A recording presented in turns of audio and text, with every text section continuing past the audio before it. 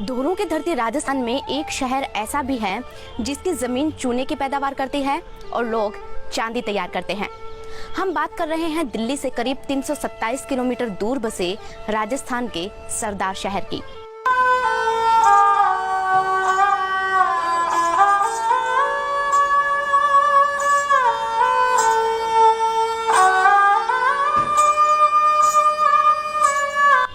नमस्कार दोस्तों, मैं हूं अंशिका सारडा। आज हम बात करेंगे सरदार शहर के इतिहास की।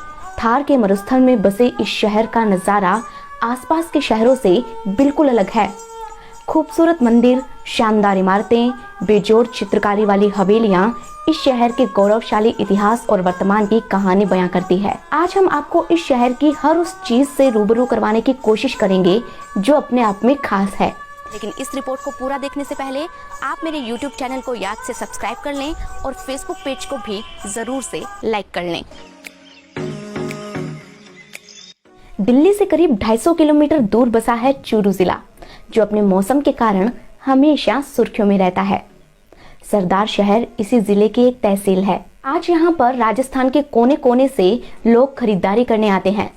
चांदी के जेवर, बर्तन और महंगी कलाकृतियों के लिए ये दूर दूर तक मशहूर है। बेहद सुंदर हैंडीक्राफ्ट वर्क यहाँ होता है। लकड़ी के बेजोड़ फर्नीचर यहाँ बनते हैं। हवेलियां तो रामगढ़ शेखावाटी के टक्कर की हैं। लेकिन एक वक्त ऐसा था जब यहाँ पर दूर दूर तक सिर्फ और सिर्फ मिट्टी के धोरे हुआ करते थे। तारानगर और सादुलपुर की तरह सरदार शहर भी जंगल देश का हिस्सा हुआ करता था।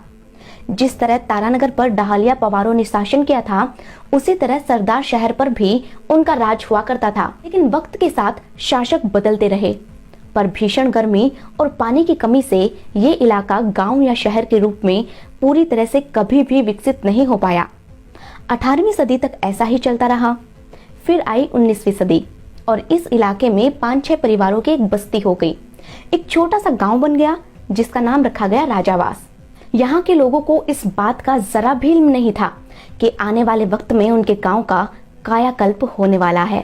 दोस्तों, कुछ जगहों पर सरदार शहर का पुराना नाम राजावास की जगह अलचाना भी बताया गया है। कहा तो ये भी जाता है कि पहले सरदार शहर की जगह सरदारगढ़ नाम रखा गया था और बाद में सरदार शहर कर दिया गया। खैर, आगे ये देखते हैं कि सरदार शहर बसा कैसे।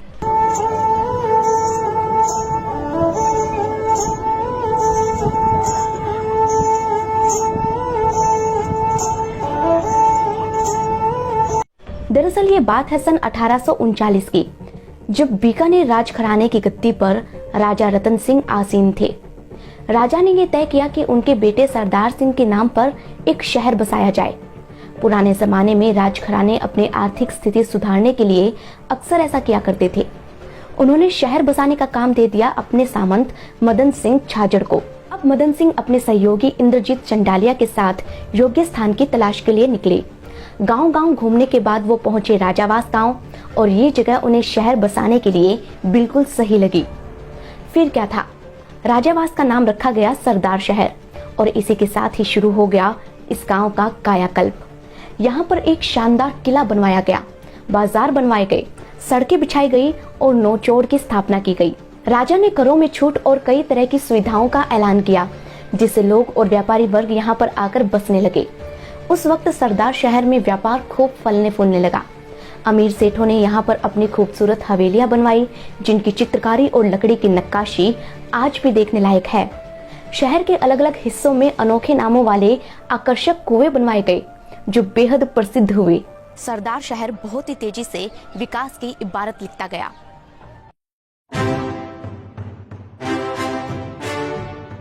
दोस्तों, समय ने करवट ली। साल आया 1947। राजशाही खत्म हुई और लोकतंत्र आ गया। अलग अलग रियासतों में बिखरी इस मरुभूमि को जोड़कर अखंड राजस्थान का निर्माण किया गया और सरदार शहर बन गया चूरू जिले की एक तहसील, विधानसभा क्षेत्र और नगरपालिका, जिसमें आज 55 वार्ड हैं।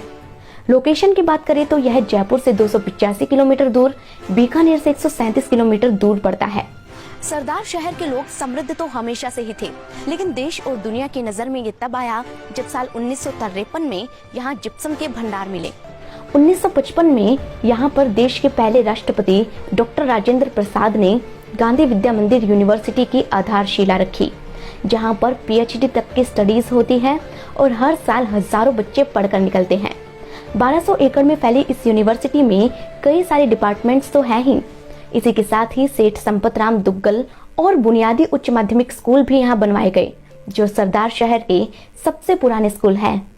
इसके बाद तो मानो सरदार शहर शिक्षा नगरी के रूप में विकसित होने लगा। यहाँ पर कई सारे सरकारी, प्राइवेट और इंग्लिश मीडियम, साथ ही स्पोर्ट्स स्कूल भी खुल गए और हाई स्टडीज के लिए कॉलेज भी यहाँ बनाए गए।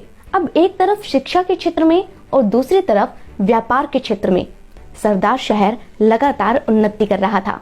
यहाँ के लोग बड़ी संख्या में बंगाल और असम जैसे दूसरे राज्यों में जाकर पैसा कमाने लगे और उससे ही वो शहर का यानी कि सरदार शहर का विकास करवाने लगे।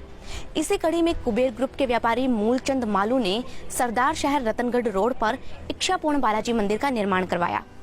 एक से एक होटल और इमारतें यहाँ बनने लगी।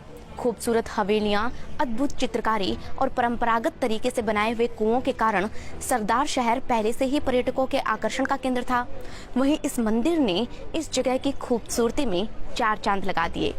दोस्तों, सरदार शहर ही वो तहसील है जहां पर चूरू जिले का पहला RSRTC डिपो बनाया गया था।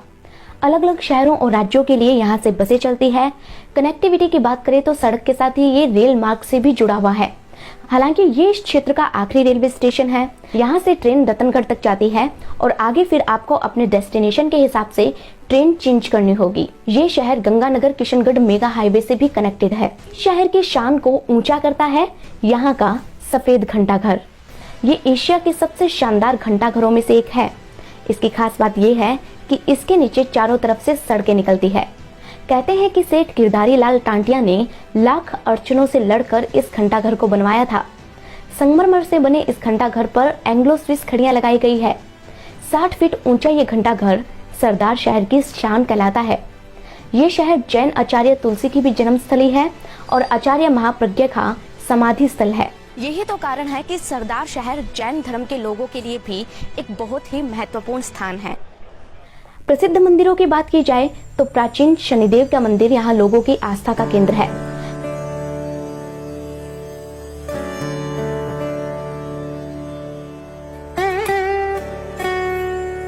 यहाँ के सबसे बड़े मैदान ताल वाले मैदान में बना रानी सती का मंदिर भी चमत्कारी मंदिर माना जाता है। दोस्तों, ये 18वीं सदी में बना है और लोगों की इसमें गहरी आस्था है।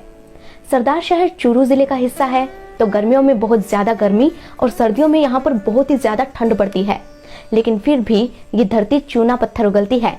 खेजड़ी, किंकर, केर, रोहिड़ा और फोक जैसे पेड़ों से भरी इस धरती पर काफी कम बारिश होती है।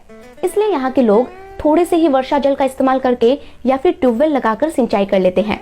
यहाँ पर बाजरा, मूंग, मोठ, मूंगफली और गंवार आदि मुख्य फसल के रूप में उगाई जाती है।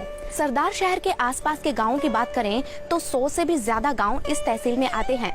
इनमें प्रमुख है छोटी सवाई, बड़ी सवाई, राणासर, पूलासर, कालूसर और देराजसर। देराजसर वही गांव जहां से राजस्थान के यूट्यूबर और कॉमेडियन रवि सुथार आते हैं।